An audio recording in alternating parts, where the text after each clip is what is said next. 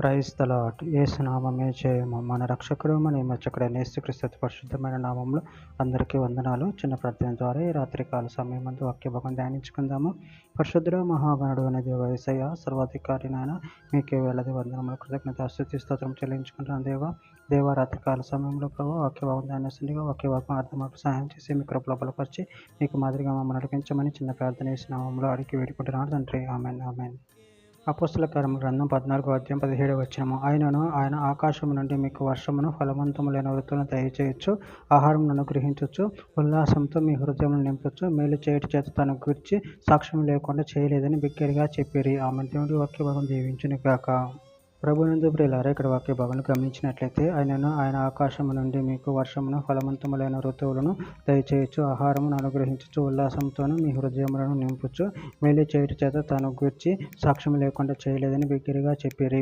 అదేవిధంగా వాక్య భాగాన్ని గమనించినట్లయితే ద్వితీయోపదేశకాండం 11వ అధ్యాయము 14వ వచనంలో మీ దేశమునకు వర్షమును అనగా తొలకరి వానను కడవరి వానను దాని కాలమున కురిపించెదను, అందువలన నువ్వు నీ ధాన్యమును నీ ద్రాక్షరసము నీ నూనెను కూర్చుకొందువు. ద్వితీయోపదేశకాండం 28వ అధ్యాయం 12వ వచనం.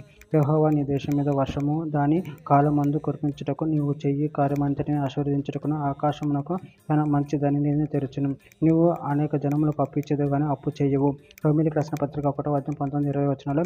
ఎందుకనుక దేవుని గురించి తెలియ శక్యమైనది, అది వారి మధ్య విషాదమై ఉన్నది.